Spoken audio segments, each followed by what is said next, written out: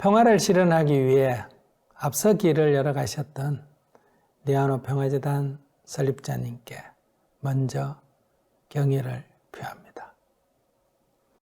그 뜻을 이어 여러 사회단체들의 평화활동을 지원하고 종교 간 대화와 협력으로 세계 평화에 크게 공헌해온 리아노 평화재단 운영자 여러분께도 깊은 존경과 감사를 드립니다.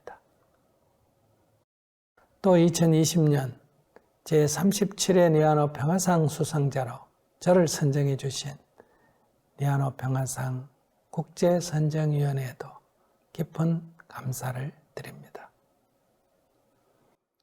더불어 저를 추천해 주신 태국의 위대한 불교 사상가이자 INEB 창립자이신 수락 시바락사 박사님께도 깊은 감사를 드립니다. 2000년 한국의 강원룡 목사님이 귀재단으로부터 제17회 리아노 평화상을 수상했음을 기억하고 있습니다. 강원룡 목사님은 저에게 사회정의에 대한 영광과 기독교의 평화 비전을 보여주신 분이셨기에 그분과 같은 상을 받는 것만으로도 저에게는 큰 영광입니다.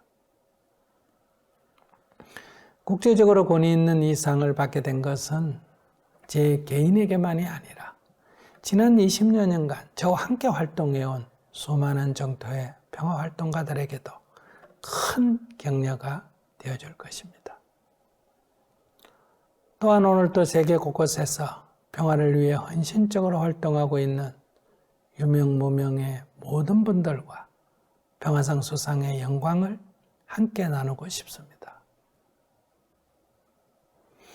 제가 속해 있는 정토에는 만물이 서로 연관되어 존재하는 영기적 세계관에 입각하여 맑은 마음 좋은 벗 깨끗한 땅을 목표로 실천하고 있습니다. 맑은 마음이란 개인은 자신의 욕망을 잘 다스려 행복한 인생을 사는 것입니다. 좋은 벗이란 사람과 사람의 관계는 경쟁과 투쟁의 적대 관계가 아니라 서로 돕는 좋은 것들의 관계임을 알아 평온한 사회를 만드는 것입니다. 깨끗한 땅이란 자연은 인간이 정복해야 할 대상이 아니라 함께 살아야 할 삶의 터전임을 알아 아름다운 자연을 잘 보존하는 것입니다. 개인은 행복하고 사회는 평화로우며 자연은 아름다운 살기 좋은 세상 정토를 만들자는 것이 정토회가 지난 30년 전간 활동해온 핵심 내용입니다. 리아노 평화재단은 불교를 기반으로 설립되었지만 그동안 종교를 초월한 협력으로 세계 평화를 위한 많은 활동들을 지속적으로 해왔습니다. 저도 지난 20여 년 동안 개신교와 가톨릭 등 다른 종교 지도자들과 함께 한반도 평화를 위해 남북 간 화해와 협력, 그리고 식량난으로 고통받는 북한 주민과 탈북 난민들에 대한 인도주의적 지원 사업을 진행해 왔습니다. 또 인도의 불가촉 천민, 아프가니스탄 난민, 필리핀 민다나오의 원주민과 무슬림 등을 지원해 왔습니다. 이런 활동 속에서 기아질병 문명의 절대 빈곤 뒤에는 항상 갈등과 분쟁이 존재함을 직접 체험하였습니다. 이 갈등과 분쟁을 해소하지 않고서는 인도주의적인 지원도 인권의 보장도 제대로 행하기가 어렵다는 것을 알게 되었습니다. 이런 갈등을 해소하기 위해서는 종교를 비롯한 모든 집단들이 서로 다름을 인정하고 이해하는 바탕에 함께 협력해야 합니다. 서로 다름을 인정하고 이해할 때 평화의 싹이 트고 서로 화해할 때 평화의 꽃을 피울 수가 있습니다. 화해 없이는 평화를 이룰 수가 없습니다. 저는 불교도로서 부처님의 삶을 가장 소중한 지표로 생각하고 실천해 왔습니다. 붓다가 살던 당시에도 브라만교라는 종교가 있었고 우파니사드라는 철학이 있었습니다. 그러나 당시의 종교는 너무 권위주의적이고 철학은 너무 관념적이어서 현실에 사는 중생들의 고통을 해결해 주지 못했습니다. 붓다는 이런 종교와 철학의 한계를 직시하고 새로운 길인 중도를 발견하였습니다.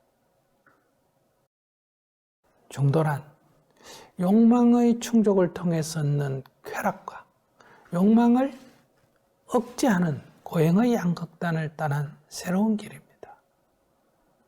중도는 어떤 편견이나 관념에 사로잡히지 않고 오직 사실은 어떤가 하고 진실을 탐구하여 모든 괴로움과 번뇌에서 벗어나는 실천 수행법입니다. 모든 인류는 자유롭고 행복한 삶을 살기를 원합니다. 그러나 그것을 성취한 사람은 아주 소수일 뿐입니다. 그것은 사람들이 욕구를 충족하는 것이 행복인 줄 잘못 알고 있기 때문입니다. 붓다는 우리가 자신의 욕구로부터 자유로워질 때 비로소 진정한 자유와 행복에 이룰 수 있다고 가르치고 있습니다. 모든 사람은 행복하게 살 권리가 있습니다. 자유와 행복은 모든 인류가 이루고자 하는 꿈입니다.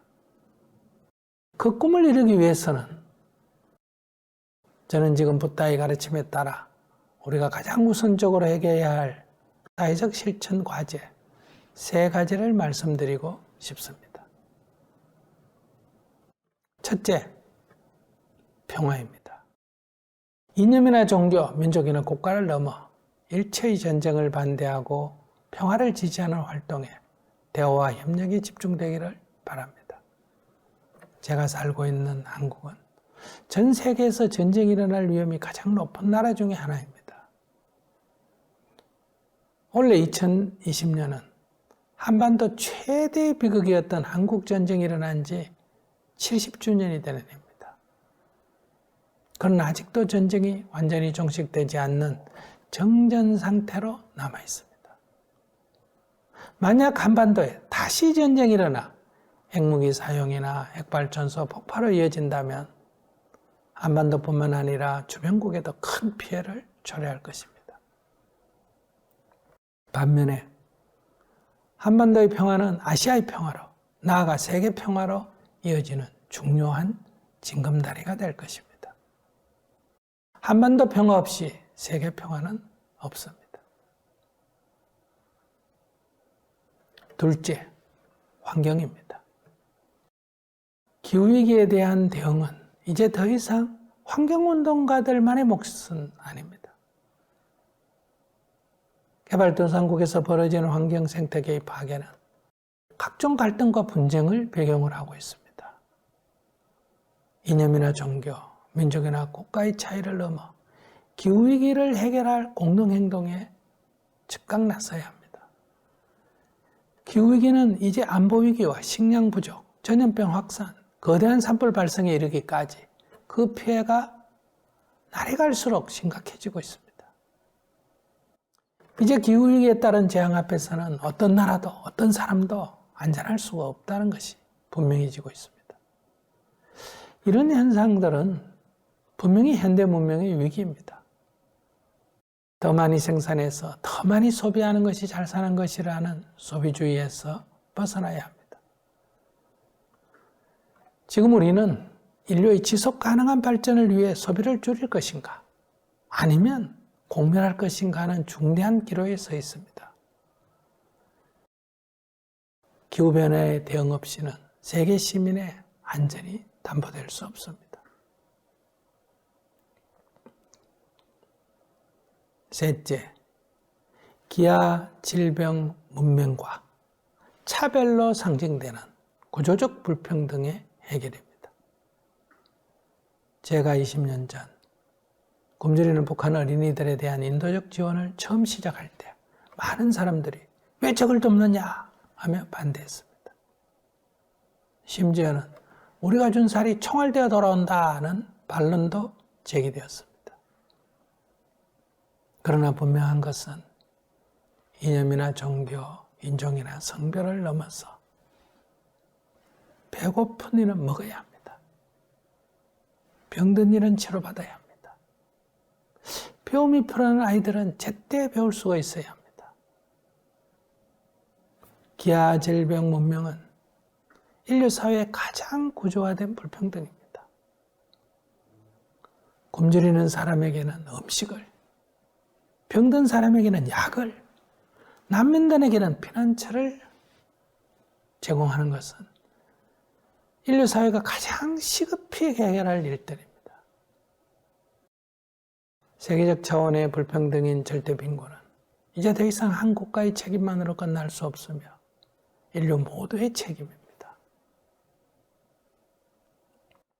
나아가 사람은 누구나 인종이나 성별, 계급이나 계층, 종교나 민족이 다르다는 이유로 차별받아서는 안 됩니다. 또 신체 장애나 성적 지향, 난민 등 소수자라는 이유로 차별받아서도 안 됩니다. 모든 인간은 평등하고 존엄합니다. 정의는 차별을 극복하고 평등을 지향하는 사회적 실천입니다. 그러므로 행동하지 않는 정의는 공허한 말장난에 불과합니다. 코로나 바이러스의 확산으로 지금 세계는 큰 위기에 봉착해 있습니다. 선진국과 후진국, 북방과 남반부, 동양과 서양, 기독교와 불교를 막론하고 이 지구상에서 코로나 바이러스를 피할 수 있는 곳은 어디에도 없습니다. 따라서 세계적 차원에서 공동 대응과 상호 협력이 매우 필요합니다. 그럼에도 불구하고 현실은 각국이 다 제 살 길만 찾고 서로 책임을 전가하기에 급급합니다. 정작 위험한 것은 코로나 바이러스가 아니라 위험 앞에서 분열하는 우리들입니다. 분열이 지금 이 문제 해결에 가장 큰 장애가 되고 있습니다.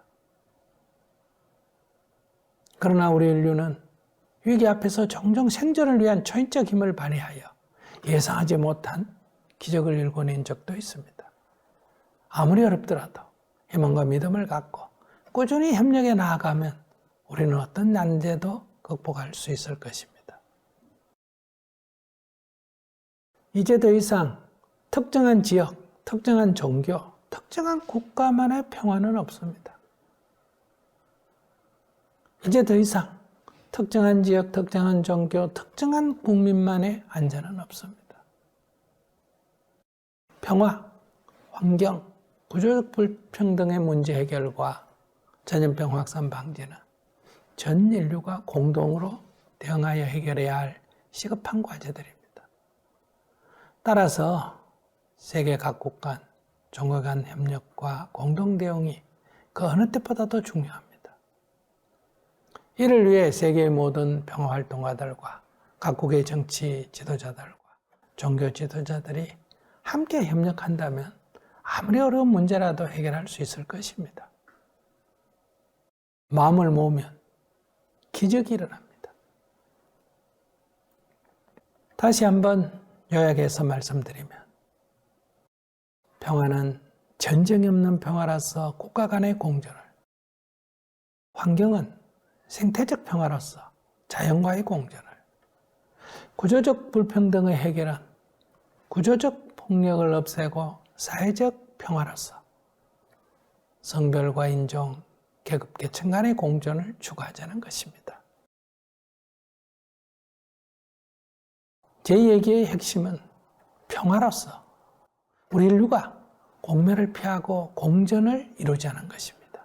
생명 가진 모든 존재들에게 평화와 행복이 있기를